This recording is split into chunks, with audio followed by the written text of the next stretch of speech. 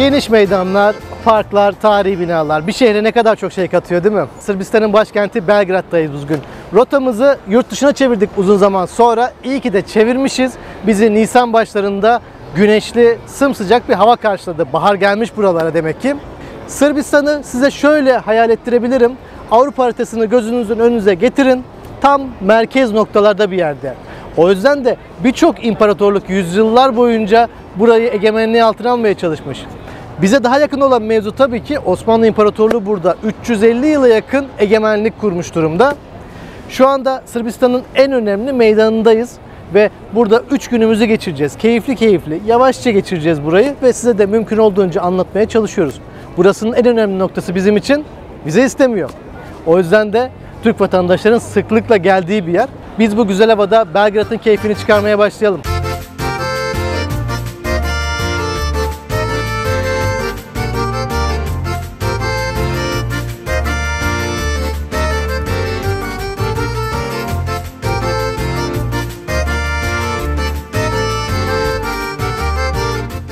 Ya saat 12 oldu hala gelmedi.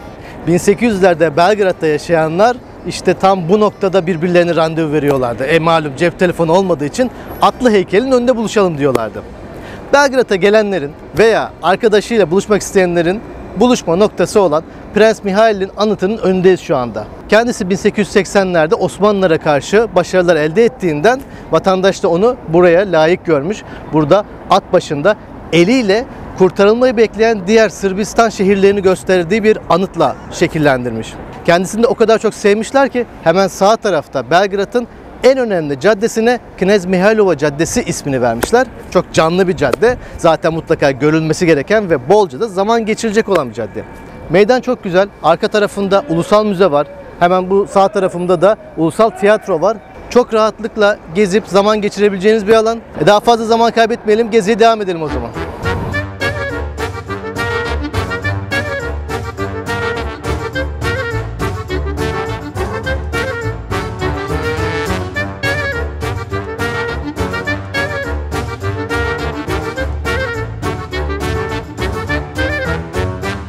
Nasıl buldunuz Knez Mihailova'yı? Tanıdık gelmiştir mutlaka. Bizim İstanbul'daki İstiklal Caddesi'ne çok benziyor gerçekten. Binaları da hatta benziyor. 1800'lerin sonlarında muhtemelen bunlar da yapılmıştır. Taş binalar. Çevre düzeniyle, mağazalarıyla nezih bir cadde değil mi? Güzel de korunmuş. Güzel gerçekten. Nihan tabii mağazaları buldu. Bir ona bir buna sırayla girmeye başladı.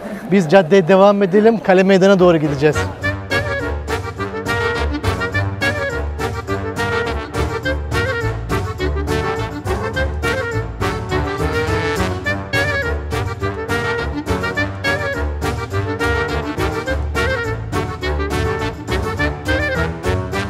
Evet, Knez Mihailova'da yürüyüşümüz devam ediyor. Biz çok keyif aldık. Özellikle cadde girişlerinde birbirlerine bağlantılarda böyle ağaçlık alanlarının olması da çok güzel. Evinin bahçesinde oturuyormuş gibi hissediyorsun. Tatlılarımız da geldi. Hava da çok güzel zaten. Açık alanda buranın ünlü kafelerinden kafeteryaya geldik. Hem kahvemizi hem tatlımızı söyledik.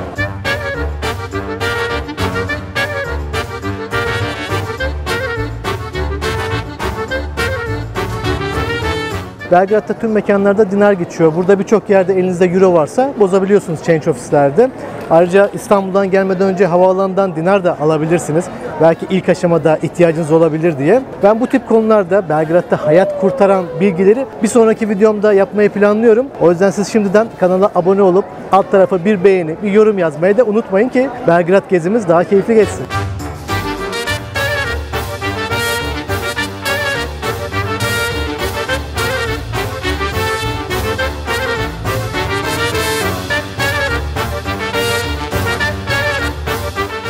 Knez Mihailova Caddesi'nin sonunda buradaki tarihi yapılardan bayağı bir farklı olarak bir AVM yapılmış. AVM'yi sevenler de geldim. AVM. Geldim. Gözüme kestirdiğim şeyler var. AVM'yi sevenler belli oluyor. Evet. Var mı bir şeyler? Var. Tavsiye bizden, almak sizden.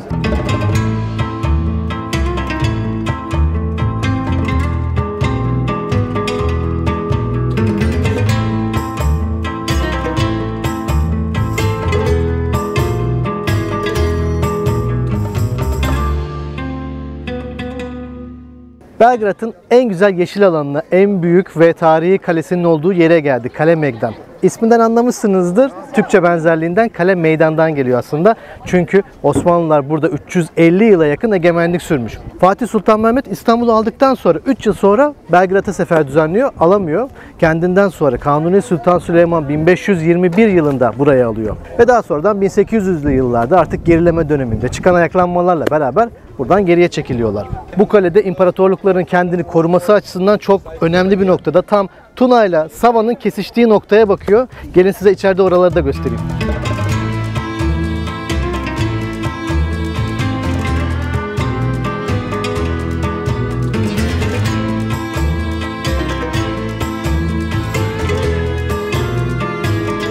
Kale kapısından girdiğimizde çok güzel bir yeşil alan karşıladı bizi. Girdiğimiz kapının ismi de İstanbul Kapı'ymış. Kalelerin, surların etrafındaki kapı isimleri o kapıdan o şehre doğru gidildiği için veriliyor. Muhtemelen Osmanlılar da buradan İstanbul yönünü tarif etmişlerdir. Hala da o isim de anılıyor.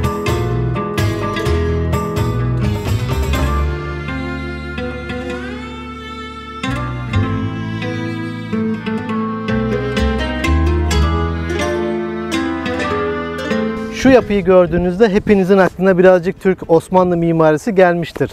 Haklısınız. Sadrazam Ali Paşa'nın türbesi burası. Zaten Sırbistan toprakları Osmanlı İmparatorluğu'nun gerilemesinin başlangıcı sayılan Karlofça Anlaşması'nın da yapıldığı yerler. İşte bu anlaşmanın yapıldığı tarihlerde Sadrazam Ali Paşa burada ordunun başındaymış ve Avusturya ile yaptığı bir savaşta ölüyor ve buraya defnediliyor. Bu kalenin içinde zaten birçok Osmanlı yapılarını görebiliyoruz. Çeşmeler olsun, bu tip türbeler olsun. Osmanlı ve Sırplar arasında birçok kelime benzerliği de var. Bizim bildiğimiz Türk kahvesi de Sırplar tarafından kendi yerel kahveleri olarak da değerlendiriliyor. Kebap var, cevabi var, böyle benzer kelimeler çok var. Bu da bir kültür mozaiği olarak düşünebilirsiniz Osmanlı'nın o dönemki dünyaya yayılması olarak. O yüzden de kendimizden bir şeyler buluyoruz.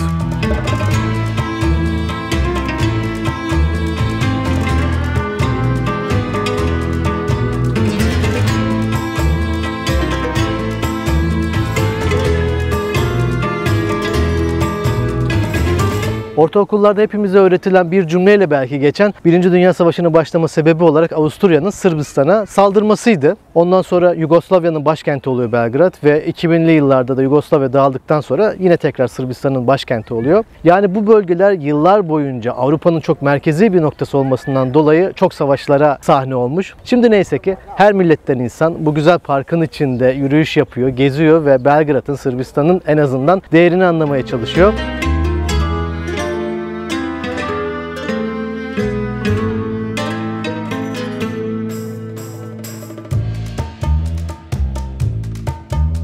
Çok güzel manzara var gerçekten. Sava Nehri buradan gidip Tuna Nehri'ne karışıyor. Avrupa'nın ikinci büyük nehri biliyorsunuzdur. 11 ülkeden geçiyor. Almanya'dan başlıyor, nerelerden geçip en sonunda Karadeniz'e dökülüyor. 20 milyon insana da su kaynağı oluyormuş.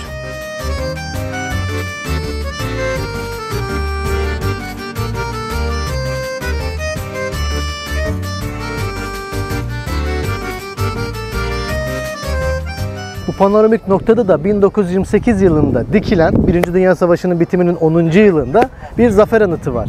Bir Dorik sütunun üstünde kaslı bir abimiz var. Elinde bir kılıç, bir de kartal var. Ama nedendir bilinmez, üstüne pek bir şey giymemiş. Son derece kendinden emin bir şekilde Sava'ya doğru bakıyor. Zafer böyle bir şey demek ki.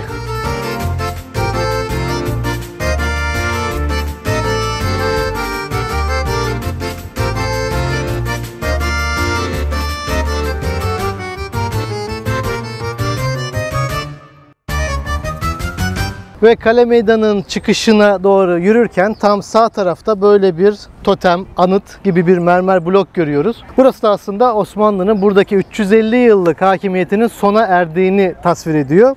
Bir tarafta Osmanlılar, bir tarafta da Sırpları temsil eden bir kabartma var ve şehrin anahtarını Osmanlılar 1878 yılında Sırplara teslim etmişler.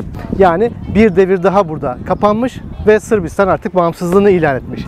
Sonrasını zaten biliyorsunuz. Bu anlamlı anıtı da burada biz görmüş olalım. Bizi ilgilendiren bir kaydı çünkü. Gezimize devam edelim o zaman.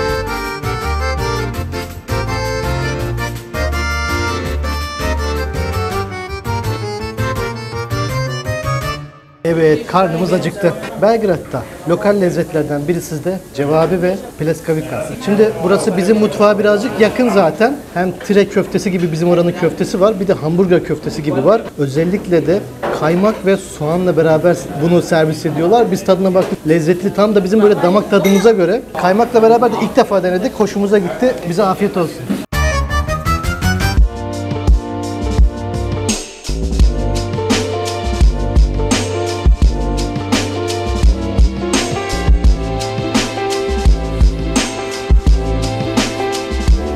İkinci günden herkese merhaba.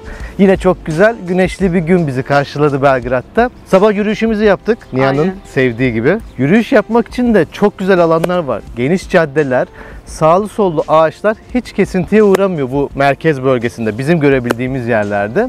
Ve şimdi de şehrin yine merkezinde çok güzel yeşil bir alan var.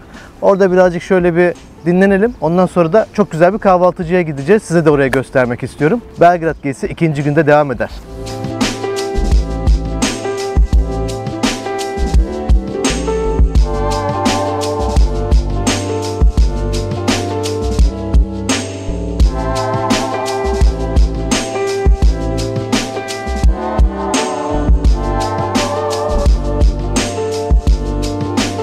Enteresan bir kahvaltıcıya geldik. Mekanda çok ferah. Burada salmon dedikleri marine edilmiş harika bir somon geldi. Altında avokado var. Üstünde de az pişmiş en sevdiğim yumurta. Hadi başlayalım.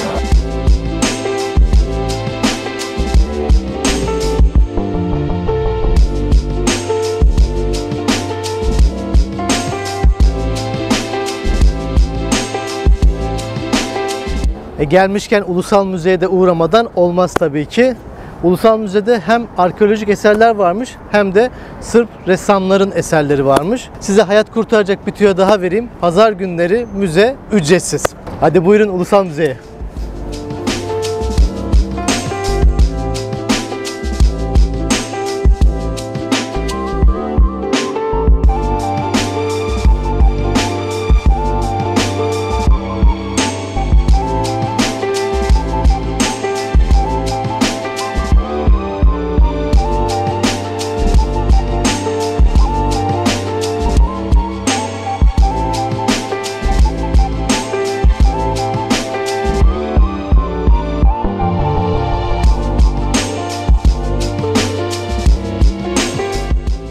Meydanın arkasında güzel bir tatlıcı keşfettik. Vanilyalı ve ahududulu iki farklı seçenek var. İçinde kreması var. Şimdi deniyorum. Şu vişneliden başlayacağım.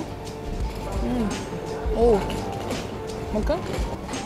Tadı çok güzel. Güzelmiş, dondurma gibi.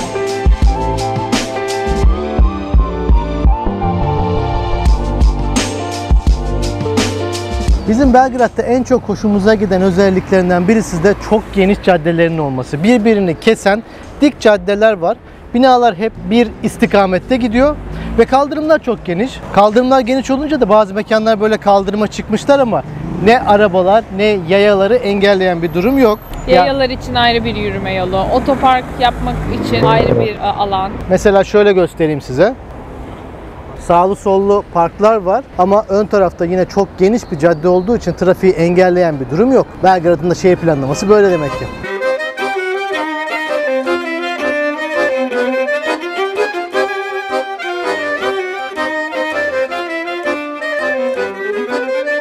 Fen ve Teknik Bilimler Müzesi diye bir yapı bulmuştum. Gelin bir de bunu gezelim.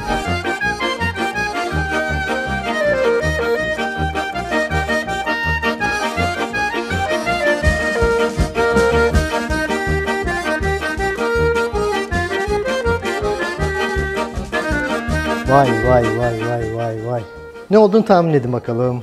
1960'larda kullanılan analog bir kompütür yazıyor. Yani hani derlerdi ya, oda boyutlarında bilgisayarlar var diye, galiba bu.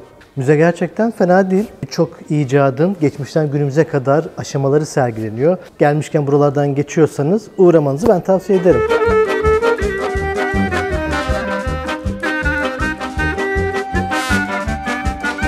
Burada da kendi mesleğime yönelik şeyler buldum. Mimarlık mesleğinin aletleri var burada. Cam masa var ve şurada çok çeşitli kalemler var. Rapido kalemler eskiden bilgisayar yokken, AutoCAD yokken benim de kullandığım kalemlerdi. Kullandığım aletlerin müzelik olması, yaşlanmışız galiba. Müzelik mi olduk ne? Öğrencilik yıllarımız, T cetveli gördüğünüz gibi. Bizim zamanımızda ipliydi. Bunların akslarını oturtmak için çok uğraşırdık.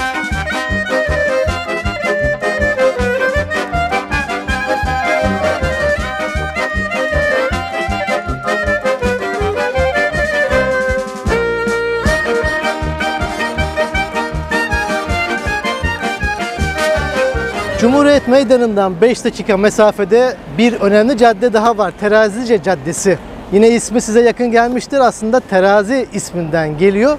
Osmanlı döneminde burada muhtemelen İstanbul'da da görmüş olabileceğiniz terazi, su terazisi yapıları var. Bunlar şöyle kare şeklinde başlayıp yukarı doğru daralan taş veya tuğla şeklinde yapılardı ve şehrin su basıncını kontrol ediyorlardı. Demek ki burada da bir tane varmış. Bu Terazi Caddesi'nin başında çok ünlü bir yapı var. Hotel Moskova. 1900'lerin başında yapılmış ikonik bir yapı. Otelde birçok ünlü kalmış. Hemingway, Einstein gibi. Bizim İstanbul'daki Pera Palace gibi düşünebilirsiniz. Aynı zamanlarda yapılmış.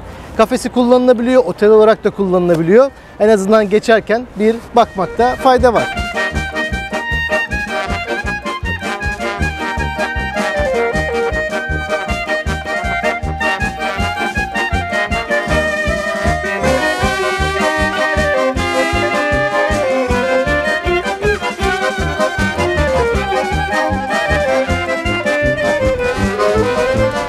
Terazi Caddesi'nden Aziz Sava Katedrali'ne doğru gidiyoruz. Hemen karşıda caddenin sonunda kendini gösterdi.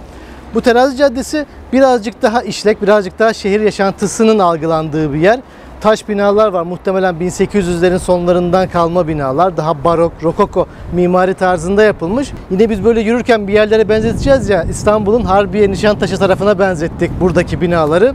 Ama geniş caddeler ve düzgün bir trafik akışına açıkçası imrenmemek elde değil. Şimdi katedrale doğru devam edelim.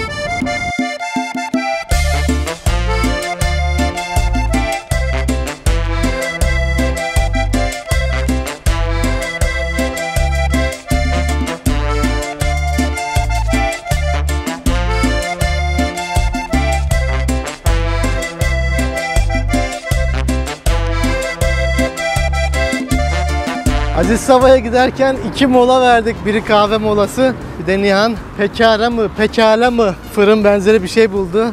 Börek ve apple pie yine gündemimiz. Bir yeşil alan bulduk. Oturalım bir yiyelim bak. Etraf gene yemyeşil.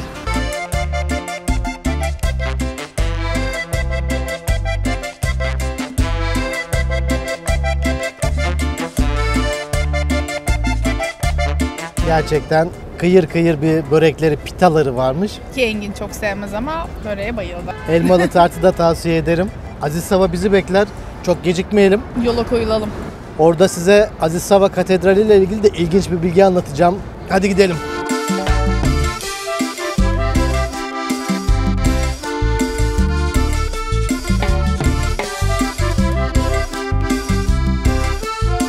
Ve geldik Aziz Sava Katedrali'ne. Belgrad'ın en ikonik dini yapılarından birisi.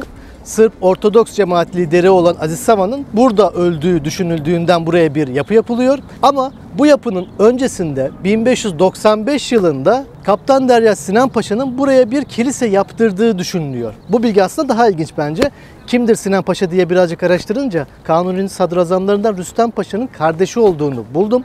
Ve hatta Beşiktaş'ta bir Sinan Paşa camisi vardır, İstanbul'da bilenler bilir. O camiyi de Mimar Sinan'a yaptıran kişi. Burada kilise yaptırmayla ne alakası var diye birazcık daha araştırınca Sinan Paşa'nın aslında doğduğunda Sırp bir aileden geldiğini, daha sonradan devşirmeyle beraber Enderun'da yetiştiğini öğrendim. Yani demek ki ailesi, ataları bu bölgede olduğundan buraya bir kilise yaptırmış olabilir. Tabi bu yapı yeni aslında, bu kadar büyük, heybetli ama 1936 yılında yapımına başlanmış. İkinci Dünya Savaşı'yla inşaat kesintiye uğramış, bombalanmış, tahrip olmuş ve tekrardan yapımı devam etmiş. Hala da devam ediyor.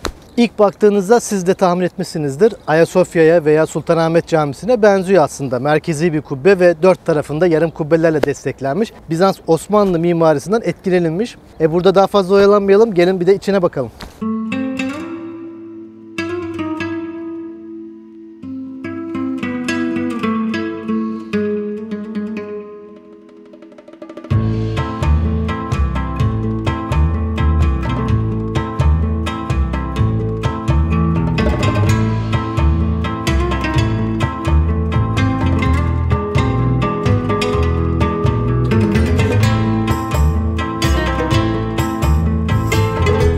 Aziz Sava Katedrali'nde gördük.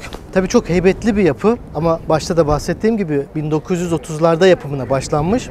Şimdi Ayasofya ile Sultanahmet Camisi ile kıyaslanıyor ama Ayasofya'nın 532 yılında, Sultanahmet Camisi'nin de 1600'lerde yapıldığını düşünürsek arasında neredeyse 1500-1000 yıl gibi farklılıklar var. Ama içi çok gösterişli, çok süslü.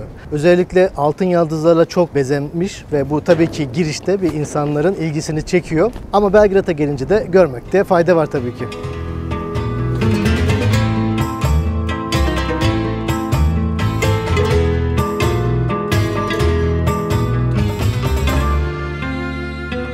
Ve geldik Sırbistan için çok önemli bir insana. Dünya iyisi bir adam. Belgrad Havaalanı'na da ismini veren, parada da basılan Nikola Tesla. Tesla aslında 1800'lerin sonlarında yaşayan çok önemli bir mucit. Kendisinden önce Edison, doğru akımla beraber ampulü ve elektrikle ilgili diğer icatları yaptığından kendisinin alternatif akımla ilgili olan fikirlerine çok da kulak asmamış. Talihi de birazcık kötü gittiğinden dolayı bayağı sıkıntılar çekmiş ama bugün floresanın, röntgen cihazlarının hatta Bluetooth'un temelini kendisi buluyor. Ama hiçbirine de patent almıyor. Amacı sadece faydalı icatlar yapmak. Sonrasında yaşadığı sıkıntılardan dolayı da maalesef fakirlik içinde ölüp gidiyor. Belgrad'da arkamdaki müzesi var. Burada hem onun icatlarını deneyimleme şansınız var. 1 saat İngilizce, 1 saat Sırpça turlar var. Mutlaka turlarla katılmanız gerekiyor. Serbest olarak gezemiyorsunuz. Bakalım eğer İngilizce tur varsa biz de bir içine bakarız.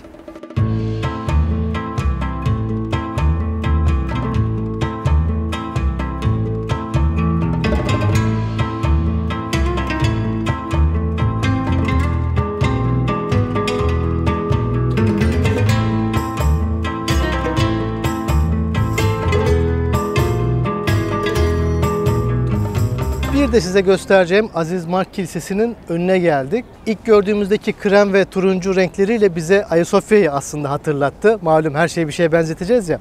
Ama çok eski bir yapı değil. Yaklaşık 100 yıllık bir tarihi var. Yükseklik olarak ve boyut olarak da heybetli bir yapı. Görmek isteyenler gelin beraber içeri girelim.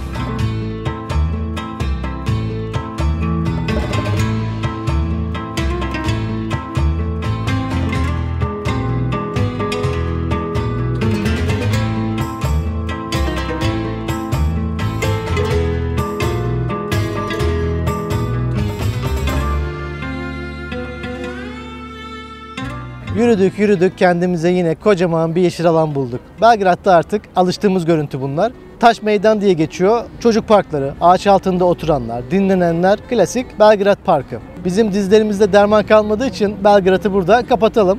3 gündür buradayız. Belgrad'ı olabildiğince size aktarmaya çalıştık. Belgrad merkeze 2 gününüzü de ayırabilirsiniz ama böyle keyifli gezmek isterseniz tavsiyem 3 gün olacaktır. Eğer buraya 1 gün daha ayırırsanız yakındaki Novi Sad'a da gidebilirsiniz. Belgrad konusundaki tüyolarla ilgili bir video daha çekmeyi planlıyorum. Siz şimdiden kanala abone olursanız ondan da hemen haberdar olursunuz. Videonun altına bir yorum, beğeni atarsanız, arkadaşlarınızla da paylaşırsanız çok mutlu oluruz. O zaman bir sonraki videoda görüşürüz. Hoşçakalın. Belgrad'daki vatandaşlar ve... Dur. Tamam sallama. Kesin kanunun hatası bu. Gelin beraber için... Gelin beraber... Hepsini araştırmış benim kocam. Teker nereye ne gidiyorsun böyle parmağınla koymuş gibi buluyoruz. İçerikli börek mi bu? Farklı. Kendimize yine güzel bir yeşil alan bulduk. Bizim oldu. Majdan taş Majdan. Bir mimar olarak umarım bizim şehirlerimiz de yakın zamanda bu hale gelir kentsel dönüşümde. Öbür kanala döndüm. Ben bir daha bir kapat açalım.